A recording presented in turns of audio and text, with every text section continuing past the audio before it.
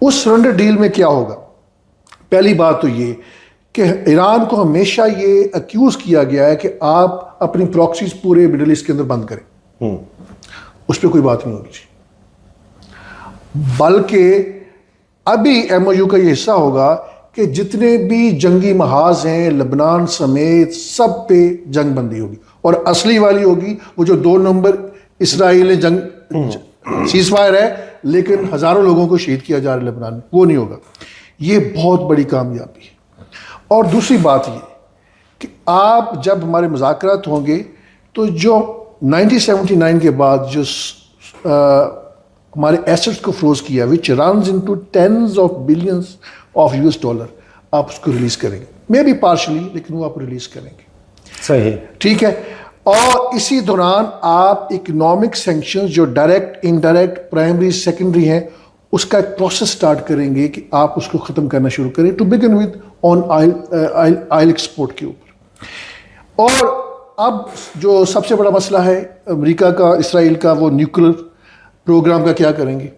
تو ایران نے کہا اس کو ذرا سائڈ پہ رکھیں، پہلے یہ کام کریں، اس کے بعد فارمیٹ ہمارا ڈسکس ہو جائے، تیار ہو جائے، پھر ہم ڈسکس کریں گے کہ اس کا کیا کریں۔ ایسی کیا مجبوری بنی، یعنی کہ امریکہ بہادر، on paper it is the mightiest militaries ever existed in the human history, once again it was, یعنی اب ظاہر ہے کہ صلیبی جنگوں میں بڑی بڑی افواج ہوتی تھیں، پھر جو فرسٹ ورلڈ وار ہے، سیکنڈ ورلڈ وار ہے، اس میں بڑی بڑی آرمیز ریز کی گئیں۔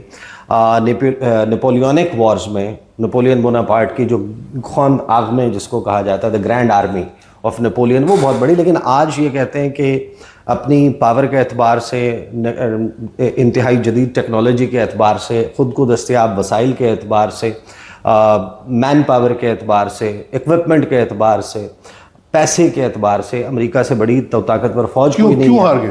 اسرائیل ساتھ میں ہے، خلیجی ممالک تیل کی دولت سے مالا مال، پیسے کی کمی نہیں، ٹریلینز آف ڈالرز ان کے پاس ان کی دسترس میں ہے، اور آپ یہ ایران نے کیسے، یہ کس طریقے سے کر لیا؟ دیکھیں اس کی بنیادی وجہ کیا ہے؟ جتنے بھی نظریاتی ملک ہوتے ہیں جن کی کوئی نظریہ ہوتا ہے، وہ ملک اپنے نظریے کے لیے جنگ لڑتے ہیں۔ حماس اپنے نظریے کے لیے جنگ لڑی اس نے۔ آپ دیکھیں ایران تو بڑا ملک ہے نا، چھوٹا سا خطہ، 200-250 اسکوائر کلومیٹر کی ایک چھوٹی سی پٹی، 2-2.5 سال میں اسرائیل حماس کو ختم نہیں کر سکا، اسلامی کی جہاد کو ختم نہیں کر سکا، انڈر ٹنل وہ آپریٹ کرتے رہے۔ ایران تو اس سے بہت بڑی پاور تھا۔ دیکھیں آپ کی ناظرین کے لیے میں بتاتا چلوں، ایران نے اسٹریٹجکلی اس جنگ کو جیتا ہے، ملٹریلی اس جنگ کو نہیں جیتا۔ اس میں فرق ہے کہ ملٹریلی 21,000 کے قریب ملٹری سائٹس کو تباہ کیا ہے امریکہ نے، اسرائیل نے مل کے، اور کوئی 1 لاکھ سے زائد سویلین سائٹس کو ایران کے اندر ہٹ کیا ہے۔ لیکن ہر بندہ یہ بات کر رہے کہ یہ جنگ ایران جیت گیا۔ اس کی وجہ یہ ہے کہ کون سے فتح اور شکست کے پیمانے کہ جب یہ جنگ ختم ہوگی تو اس کے بعد کیا ہوگا، اسے کہتے ہیں اسٹریٹجکلی اس کا کیا اثر پڑے گا۔